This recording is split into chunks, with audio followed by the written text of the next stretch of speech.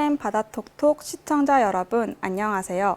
저는 거북선과 이순신 장군이라는 주제로 강연을 진행할 마제초등학교 교사 김효선입니다. 지금 신에게는 아직도 12척의 배가 남아 있습니다.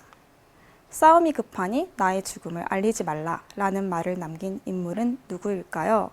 네, 맞습니다. 바로 임진왜란 때 나라를 지킨 성웅 이순신입니다. 여론조사 기관인 한국갤럽에서 2014년과 2019년도에 한국인이 존경하는 인물을 조사하였는데요. 이 14년도와 19년도에 모두 1위를 차지한 인물이 바로 이순신입니다. 오랜 시간 동안 국민들의 존경을 받아온 이순신에게는 어떤 비결이 숨어 있을까요? 오늘 강의를 통해서 그 이유를 조금이나마 짐작할 수 있지 않을까 생각합니다. 그럼 지금부터 간략하게 이순신의 생애를 살펴보도록 하겠습니다. 이순신은 1545년 서울 건천동에서 이정의 셋째 아들로 태어났습니다. 어려서부터 전쟁놀이를 좋아하였고 모든 아이들이 대장으로 떠받들였다고 합니다. 그리고 형들과 함께 유학을 공부했지만 군인이 되고 싶어 했다라는 기록도 전해옵니다. 1576년에 무과 병과에 합격해서 관직 생활을 시작하게 되고 1589년에는 정읍 현감으로 부임하게 됩니다. 그리고 1591년 좌의정 류성룡의 추천으로 전라좌수사에 임명됩니다. 좌의정 류성룡은 임진왜란 때 징비록을 남긴 1등 공신이었습니다. 어려서부터 같은 동네에서 이순신과 함께 자랐다고 합니다. 어린 시절부터 이순신을 봐왔기 때문에 류성룡은 그 인물 댐댐이를 잘 알아봤던 것 같습니다.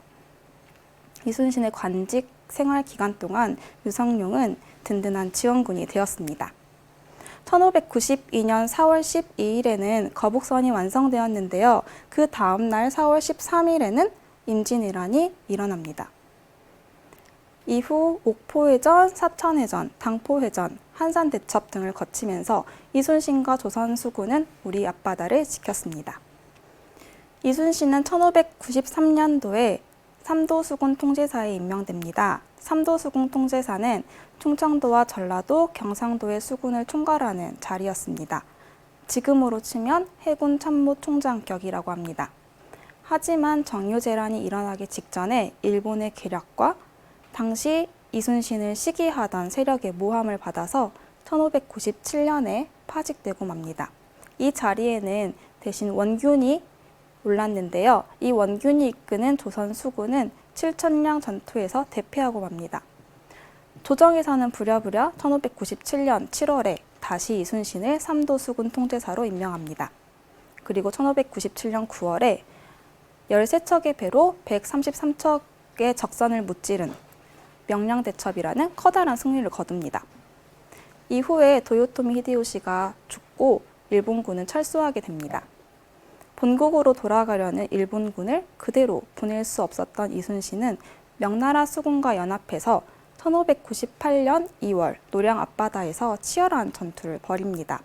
하지만 이 전투에서 이순신은 적의 총탄을 맞아 전사하고 맙니다. 이후 1604년에 덕풍부원군에 추봉되었고 이후 좌의정에 추증되었습니다. 그리고 1643년에 충무시호를 받았습니다. 이순신은 1592년부터 1598년까지 전쟁 중에 일기를 남겼는데 이 일기가 바로 난중일기입니다. 이 난중일기에는 임진왜란 당시의 상황이 담겨 있고 조선 수군의 상황에 대해서 담겨 있어서 역사적인 가치가 매우 높다고 합니다. 그리고 나라와 백성, 가족을 생각하는 이순신의 인간적인 모습이 담겨 있어서 지금까지도 매우 많은 사람들에게 읽히고 있습니다. 그 역사적 가치를 인정받아서 국보 제76호에 지정되었고 2013년도에는 세계기록유산으로 등재되었습니다. 난중일기 초고본은 충남 아산에 있는 현충사에 보관되어 있습니다. 이 현충사는 조선 숙종 때 충청도 유생의 상소를 통해서 건립되었는데요. 이 현충사에는 이순신 장군의 표준 영정이 모셔져 있습니다. 지금부터는 거북선에 대해서 알아보도록 하겠습니다. 거북선은 언제 제작되었을까요? 많은 사람들이 임진왜란 때 처음 제작되었다고 알고 있는데 사실 거북선은 고려 말 조선 초에 외적을 무찌르기 위해 건조된 것으로 추정됩니다. 거북선에 대한 기록은 태종실록에서 처음 나오는데요. 태종 13년 2월 5일에 임금이 임진도를 지나가다가 거북선과 외선이 서로 싸우는 상황을 구경하였다라는 기록이 있습니다. 그리고 태종 15년 7월 16일에 탁신이라는 신하가 거북선은 매우 견고하니 적이 능히 해하지 못합니다. 그래서 다시 만들어야 합니다. 라고 상소를 올렸습니다. 이후 거북선에 대한 기록은 180여 년간 등장하지 않다가 난중일기 1592년 2월 8일에 처음으로 다시 등장합니다. 거북선에 사용할 돛배 29피를 받았다라는 기록이 있었고 1592년 3월 27일과 4월 12일에는 거북선에서 화포 쏘는 것을 시험하였다는 기록이 있습니다. 이순신은 1591년에 전라 좌수사에 임관한 뒤에 전쟁에 대비해서 전력을 확충하기 시작합니다. 병력도 모집하고 전투 장비를 검열해서 새롭게 무기를 제작하기도 하였습니다. 그리고 조선 수군을 열심히 훈련시킵니다. 농사를 장려해서 군량미 확보에도 힘썼습니다. 그리고 해전에서 사용할 판옥선 건조를 독려하였습니다. 더불어 판옥선에 함포를 장착하여 공격력을 높였습니다. 당시 조선군의 화포 기술은 고려시대부터 꾸준히 연구되고 개발되어 왔기 때문에 그 수준이 매우 뛰어났습니다. 그리고 이순신은 일본군의 전술인 백병전에 대비해서 거북선 건조를 명령합니다. 여기서 잠깐 우리나라의 주력 전선인 판옥선과 일본군의 전선인 세키부네 그리고 안타케부네의 구조를 알아보도록 하겠습니다. 판옥선은 소나무로 만들어서 매우 단단하고 견고했습니다. 그리고 판자와 판자를 연결할 때에 나무못을 사용해서 물을 만나면 부풀어 오르는 성질이 있었습니다. 부풀어 올라서 판자와 판자가 훨씬 더 견고하게 맞물렸겠죠?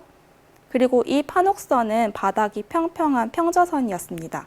수심이 얕고 갯벌이 넓게 펼쳐진 서해안과 남해안을 항해하는 데에는 굉장히 유리했습니다. 그리고 바닥이 평평해서 방향을 바꾸는 데 유리했습니다.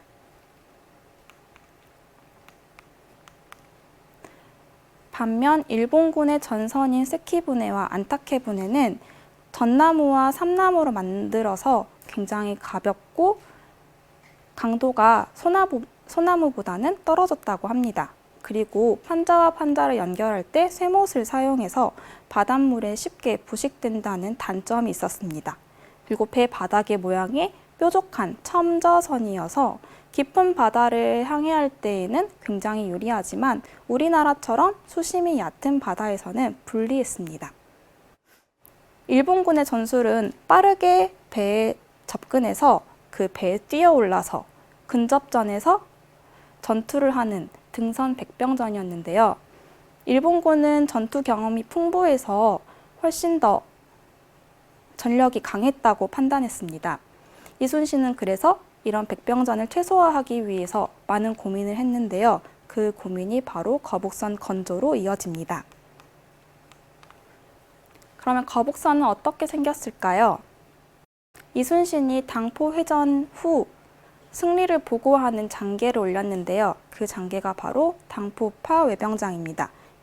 이 글에는 거북선의 외형에 대한 설명이 있습니다.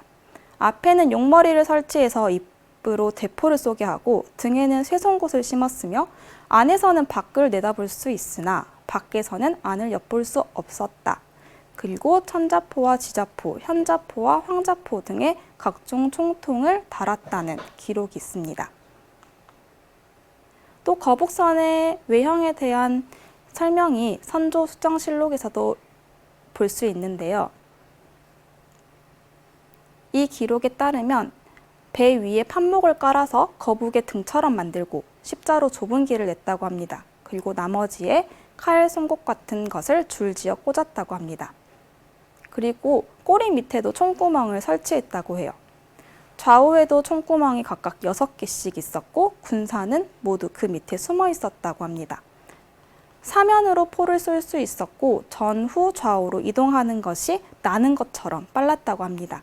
당시 거북선에는 돌격장과 돌격대원들 모두 150여 명이 탈 수 있었다고 하는데요. 그 중에 노를 젓는 격군이 90여 명이나 되었다고 합니다. 노 하나에 5, 6명의 격군이 붙어서 노를 저었으니까 그 힘이 굉장히 셌겠죠. 그래서 빠르게 적진에 침투해서 공격을 할 수 있었습니다. 그렇다면 임진왜란 때 거북선은 몇 척이나 있었을까요? 임진왜란기에 거북선은 2척에서 5척 정도 건조했던 것으로 추정됩니다. 난종일기 기록 속에는 3척의 거북선이 등장하고 조선 후기 실학자 이긍익이 쓴 연려실기술이라는 기록에도 한산대첩 때 3척의 거북선이 존재했다라는 기록이 있습니다. 나주읍지 그리고 임진왜란 때 전쟁에 참여했던 도노오카 진자에몬이 쓴 고려선 전기에도 거북선이 3척이 있었음을 증명하는 기록이 있습니다. 사대문계라는 문헌을 종합해 볼 때 이순신이 삼도수군 통제사로 역할할 때 거북선이 5척이 있었다는 기록이 전해집니다. 그럼 거북선은 어디에서 만들어졌을까요? 전라도 여수에는 거북선이 만들어진 선소유적이 있습니다. 이 선소유적은 고려 때부터 배를 만들던 조선소 자리가 있었던 곳이라고 합니다. 사적 제392호로 지정되어 있고요. 이 선소유적에는 거북선이 대피할 수 있었던 굴강, 그리고 조선 수군이 칼을 갈았던 세검정, 선소유적을 지켰던 벅수, 그리고 배를 메어두었던 개선주가 남아 있습니다. 그럼 거북선은 어떤 활약을 펼쳤을까요? 거북선은 완성된 뒤 바로 전투에 투입되지는 않았고 1592년 5월 29일 사천해전에서 처음으로 출격합니다. 이 사천 포구 자체가 좁은 데다가 당시에 썰물이 들어있어서 일본군 적선에 접근하기가 어려웠습니다. 그래서 일단 이순신은 적을 유인해낸 다음에 조류의 흐름이 바뀌었을 때 거북선에게 돌격 명령을 내립니다. 돌격대장 이연량, 이기남과 돌격대원 300여 명이 적진을 빠르게 돌파해서 대포를 쏘아 적진을 쳐부수었습니다. 그리고 이 틈을 타서 판옥선이 일본군 배를 공격해서 큰 승리를 거두었습니다. 1592년 6월 1일에 있었던 당포회전에서도 큰 활약을 펼쳤는데요. 당포는 수심이 깊고 암초가 많지 않아 바로 전투를 진행할 수 있었습니다. 이때 이순신은 거북선에게 돌격 명령을 내립니다. 유성룡에게 보낸 편지에 보면 당포회전 당시에 기록이 남아 있는데요. 나각을 불개하여 여러 장수들을 지휘하여 동시에 포위하게 하고 먼저 거북선으로 곧장 쳐들어가 연이어 천자, 지자, 총통을 쏘아 그 충루가 있는 대선을 부수었습니다. 라고 당시 해전에 대해서 설명하고 있습니다. 그리고 세계 4대 해전으로 꼽히는 한산대첩에서도 거북선은 큰 활약을 펼칩니다. 한산대첩은 1593년 7월에 한산도 앞바다에서 이순신, 이혁기, 원균이 거느린 조선 수군연합군이 일본 수군의 주력대를 무찌른 전투입니다. 이 한산대첩에서는 거북선 3척과 판옥선 56척이 출격하였습니다. 7월 6일 견내량에 일본군 적선이 70여 척이 정박해 있다라는 첩보를 받고 이순신은 한산도 앞바다로 적을 유인하여 하객진을 펴고 일본군을 격파합니다. 앙골포 전투, 한산도 전투 등 3차에 걸친 해전 끝에 적선 약 100여 척을 격파하고 하거나 또는 납포했습니다.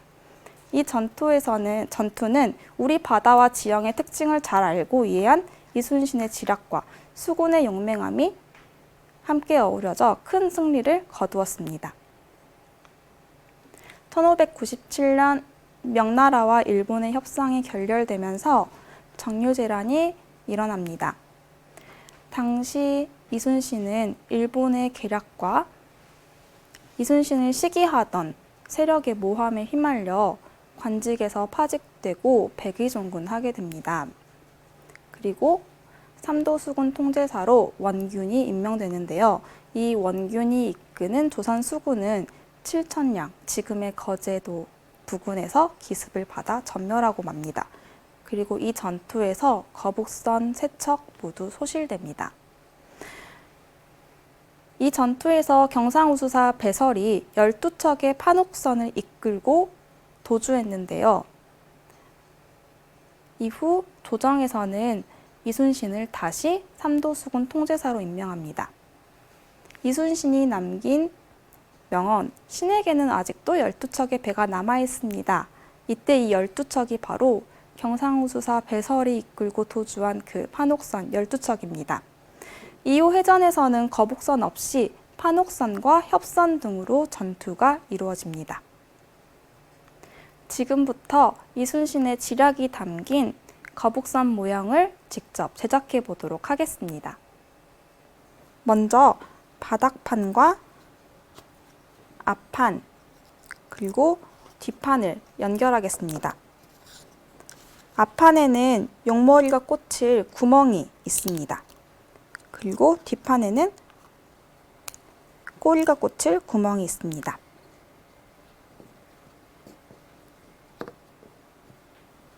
그 다음에는 배꼬리판을 연결하겠습니다. 이 배꼬리가 뒷판에 연결될 수 있도록 조립합니다.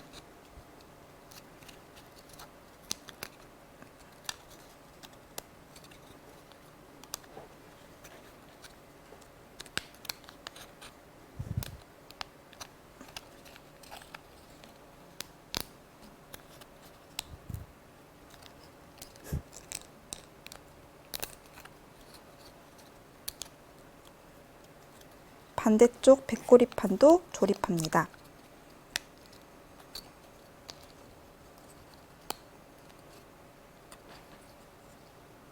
이 거북선 모형은 실제 거북선과는 차이가 있기 때문에 여러분들이 그 점을 감안하고 만들어 주셨으면 좋겠습니다. 다음으로는 윗판을 조립하겠습니다. 거북선의 등판에 보면은 깃발을 꽂을 수 있는 구멍이 있습니다. 이 구멍이 뒷판에 조립될 수 있도록 조립합니다. 뒷판에는 꼬리가 연결될 구멍이 하나가 있습니다. 그 다음으로 등판 2개를 조립하는데 맨 처음에 조립했던 등판의 육각형 모양과 자연스럽게 이어지도록 조립합니다.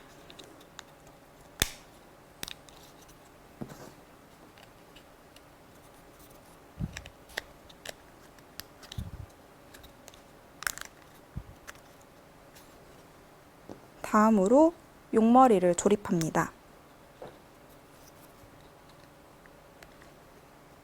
그리고 등판의 구멍에 깃발을 조립합니다. 배꼬리 사이에 있는 구멍에 거북선의 꼬리를 연결합니다. 배꼬리판 아래에 보면은 구멍이 있는데 여기는 노가 들어갈 자리입니다.